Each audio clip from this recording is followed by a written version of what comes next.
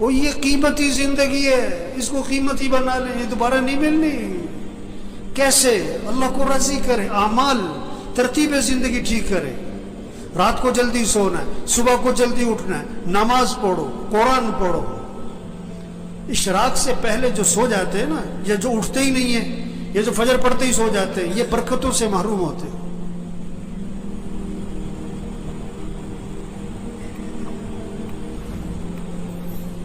یہ جو بیٹھے ہوئے ہیں نا ابھی، ان میں سے اکثریت وہ ہے جو فجر میں نہیں ہوتی مسجد میں، ان کا بیٹا نہیں ہوتا ہے، ان کا داماد نہیں ہوتا ہے، اس نے انہوں نے رشتہ کرتے وقت یہ نہیں دیکھا کہ یہ نماز پڑھتا ہے کہ نہیں پڑھتا، انہوں نے دیکھا کہ یہ پیسہ کتنا کماتا ہے۔ یہ بیٹی کا رشتہ تلاش کر رہے ہیں کہ کس کو پیسہ کون زیادہ کماتا ہے، یہ نہیں دیکھ رہے تقوی والا کون ہے، ایمان والا کون ہے، اعمال والا کون ہے، حیا ہے کہ نہیں، اللہ کا خوف ہے کہ نہیں، اس میں انسانیت ہے کہ نہیں۔ معاشرہ بگڑا ہوا ہے، معاشرہ بگڑا ہوا ہے، معاشرہ کیسے سنورے گا؟ بھئی تم اپنے آپ کو ٹھیک کرو، تم اپنے آپ کو ٹھیک کرو، اپنے گھر کو ٹھیک کرو، اپنے بولنے کو ٹھیک کرو، اپنے سننے کو ٹھیک کرو، اپنے دیکھنے کو ٹھیک کرو، اپنی کمائی کو ٹھیک کرو، اپنے خرچ کو ٹھیک کرو، اپنے گھر کے نظام کو ٹھیک کرو، معاشرہ سنورنا شروع ہو جائے گا۔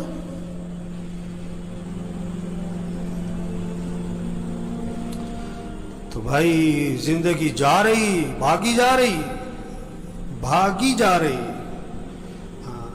ہم جتنے بیٹھے ہوئے، ہم سب کے بارے میں ایک دن یہ کہا جائے گا فوت ہو گئے۔ کیا ہو گئے؟ اور سننے والا پتہ کیا کہے گا؟ انا للہ و انا الیہ راجعون، اور فوراً پوچھے گا جنازہ کب ہے، جنازہ کب ہے، کہ جی زور میں ہے۔ اچھا، جنازہ پڑھا، وہ گئے۔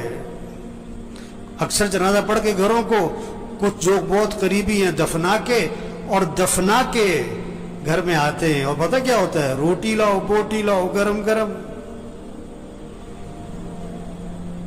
2 4 5 6 دن تذکرے ختم۔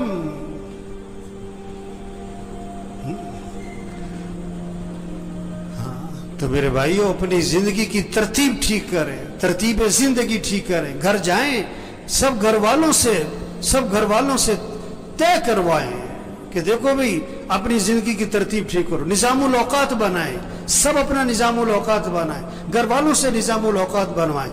کاپی پینسل لو، ہر بچے کے ہاتھ میں کاغذ قلم دو کہ بیٹا لکھو کب سونا ہے، کب اٹھنا ہے، نماز کی ترتیب بناؤ، قرآن کتنا پڑھنا ہے، روزانہ تسبیح کرنی ہے، سیر کرنی ہے، اتنے وقت سیر کرو، جم جانا ہے جاؤ، یہ وقت ہے جم کا تمہارا، کھیلنا ہے کھیلو، یہ وقت ہے کھیلنے کا، یہ وقت ہے تمہارا دکان دفتر کاروبار کا، اتنا وقت تمہیں مسجد کو دینا ہے، اتنا وقت تمہیں قرآن کو دینا ہے۔ سب سے طے کرواؤ۔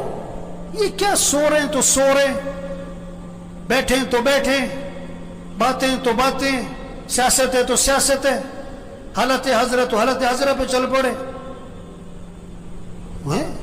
مجھے پرسوں فون آیا ہے کہ عید والے دن، کہتا میں نے ملنا ہے آپ سے۔ میں نے کہا جی بات کرو، کیا بات کرنی ہے؟ کہنے جی میں نے ملنا ہے۔ میں نے کہا کام کیا ہے؟ کہ جی ویسی گپ شپ مارنی ہے۔ گپ شپ مارنی ہے؟ وہ اتنا ویلا گپ شپ مارنی ہے؟ وہ مسلمان کے پاس کہاں وقت ہے گپ شپ مارنے کا؟ کہتے ہیں بیٹھو یار، کوئی وقت بیٹھ کے وقت پاس کرے۔ وہ یہ بڑی قیمتی زندگی ہے اور نہیں ملنی دوبارہ، اور جا رہی ہے۔ ایک ایک دن قیمتی ہے، ایک ایک منٹ قیمتی ہے، ایک ایک لمحہ قیمتی ہے، اس کو قیمتی بنا لیں۔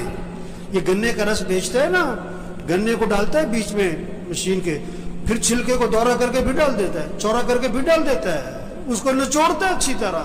اس طرح اس زندگی کو قیمتی بنا لیں۔ عجیب بات ہے، اگر کسی کی سمجھ میں آ جائے نا، بڑی عجیب بات ہے، بہت ہی عجیب بات ہے۔ اگر سمجھ میں آ جائے، نہ سمجھ میں آئے تو کچھ بھی نہیں ہے. وہ دفنانے کے بعد نا قبرستان میں کسی نے پوچھا کہ جس کو ہم نے ابھی دفنایا ہے اگر اس کو دنیا میں واپس بھیج دیا جائے تو یہ کیا کرے گا؟ نماز چھوڑے گا کہ پڑھے گا؟ کہ پڑھے گا. وقت کیسے گزارے گا کہ بڑا صحیح؟ کوئی غلط کام کرے گا کہ نہیں سچ بولے گا کہ جھوٹ نہیں کہ سچ بولے گا؟ گانا سنے گا کہ قرآن کے نہیں گانا قرآن سنے گا؟ گانا کبھی نہیں سنے گا. کہ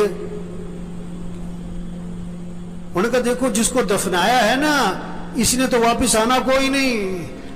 ہم ابھی موجود ہیں، ہم تو وقت کو قیمتی بنا لیں، ہم تو ترتیب زندگی ٹھیک کر لیں گے. ہم نے بھی مر جانا ہے ایک دن، اور جب ہم نے مر جانا ہے پھر واپس ہم نے بھی کوئی نہیں آنا. اوہو، یہ بہت اونچی بات اور گہری بات ہے اگر کسی کی سمجھ میں آئے. یہ جتنے بھی آتے ہیں نا یہ بیان سننے نہیں آتے. بہت کم لوگ ہیں جو بیان سننے آتے ہیں. وہ تو جمعہ پڑھنے آئے، اس لیے 1 بج گیا، اب گھڑیوں کی طرف نظریں اٹھیں گی. وہ بات کو سمجھیں، بات کو سمجھیں. ایک آیا میرے پاس کہ کوئی وظیفہ بتاؤ، بڑی پریشانی ہے. میں کہا تم فجر کی نماز مسجد میں پڑھتے ہو؟ کہ نہیں فجر میں تو نہیں اٹھا جاتا. وظیفہ بتاؤں؟ جاہل کہیں کا. نماز مسجد میں پڑھو، یہ وظیفہ ہے سب سے بڑا. نہیں تو کوئی وظیفہ بتاؤ. میں کہا اچھا روزانہ قرآن پڑھتے ہو تم؟ کہ نہیں جی قرآن پڑھنے کا تو وقت نہیں ملتا. اور یہ قرآن وظیفہ ہے.